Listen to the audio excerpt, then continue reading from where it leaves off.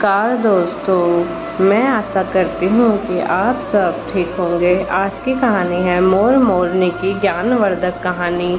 आज की कहानी जो मैं आपको सुनाने जा रही हूँ, यह कहानी बहुत ही ज्ञानवर्धक कहानी है। जो लोग इस कहानी को पूरे मन से और दिल से सुनते हैं, उसके घर में कभी भी कोई क्लेश उत्पन्न नहीं होता। उसके घर में हमेशा सुख और शांति बनी रहेगी। उसके घर में माता लक्ष्मी का आगमन रहेगा। यह तो आपने सुना ही होगा कि उसके घर में रोज झगड़े होते हैं, तो रोज कलेश रहता है। उस घर में कभी भी बरकत नहीं होती। उस घर में कभी माता लक्ष्मी का आगमन नहीं होता। और जिसके घर में सुख शांति होती है, उसके घर में सुख समृद्धि का आगमन होता है और माता लक्ष्मी का निवास उसके घर। पहले कि आप हमारी कहानी में हो जाएं, चैनल को सब्सक्राइब करना ना भूलें। चलिए कहानी शुरू करते हैं। एक जंगल में एक मोर और मोरनी रहती थी। मोर और मोरनी बहुत ही हंसी खुशी जंगल में रहा करते थे। एक दिन मोरनी मोर से कहती है कि पिया जी, हमें यहाँ से चलना चाहिए। हमें वहाँ चलना चाहिए जहाँ हमारे समाज के लोग रहते हैं। मोर कहता है, हम वहाँ चलेंगे तो लड़ाई झगड़े होंगे।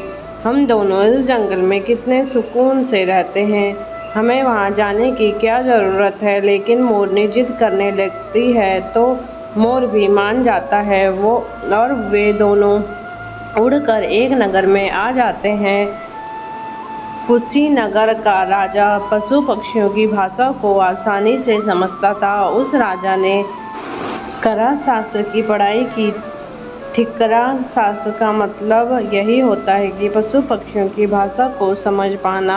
वह राजा सभी प्रकार के पशु पक्षियों की आवाज़ को समझ पाता था और जीव जंतु के आवाज़ को आसानी से समझता था कि वह क्या कह रहे हैं। दोनों मोर मोरनी कुशीनगर में आ जाते हैं। एक दिन की बात है। राजा अपनी रानी से कहता है कि हे रानी, मुझे बहुत तगड़ी भूख लगी है, आप मुझे भोजन खिला दीजिए। राजा की रानी 36 प्रकार का भोजन बना करके एक हाथ में पानी का लोटा और दूसरे हाथ में खाने की थाली लेकर राजा के पास पहुंचते हैं। रानी जैसे ही भोजन का थाली राजा के समक्ष रखती है तो यह चावल का टुकड़ा नीचे गिर जाता है। वहीं पर कुछ चींटियां घूम रही थी तो एक चींटी चावल के टुकड़े लेकर वहां से जाने लगती है। राजा बैठा इस घटना को देख रहा था तो चींटी के पास में तुरंत ही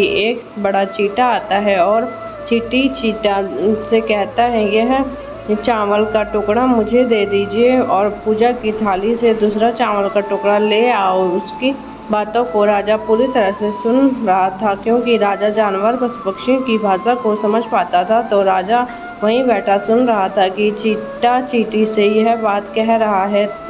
चींटी चींटा से कहती है कि नहीं, मैं नहीं जाऊंगी। अगर यह बात राजा को पता चली तो राजा मुझे मार देगा।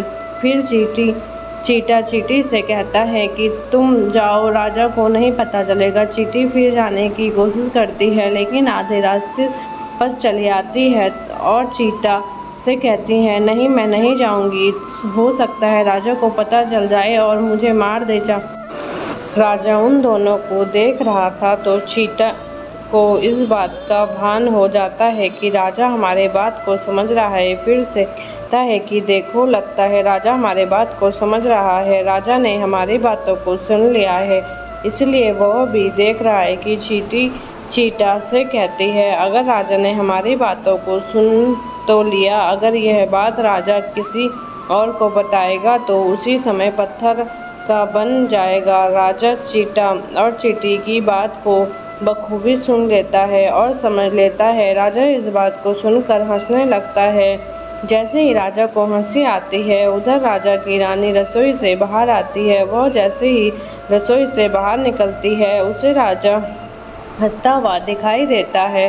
रानी राजा को हंसते हुए देखकर सोचने लगती है कि शायद मुझसे कोई गलती हुई है, इसलिए राजा साहब हंस रहे हैं। राजा के पास आती है और कहती है, हे महाराज, क्या मुझसे कोई गलती हुई है कि आप इतने जोरों से हंस रहे हैं? राजा रानी से कहता है कि नहीं, नहीं, ऐसी कोई बात नहीं है, मुझे बस यूं ही हंसी आ गई। रानी जिद करने लगती है और कहती है, आपको मुझे बताना पड़ेगा कि आप क्यों हंस रहे थे। राजा बार बार मना करता है क्योंकि राजा को पता था, क्योंकि चींटी ने कहा है कि अगर मैं चींटी वाली बात किसी को बताऊंगा तो मैं पत्थर का बन जाऊंगा। इसलिए राजा रानी को यह बात नहीं बताना चाहता था। राजा रानी को क्या सच्चाई बताता है, मैं अगले पार्ट में बताऊंगी। ओके बाय, धन्यवाद। बने रहे मेरे साथ इसी चैनल में। Subscribe, like and share.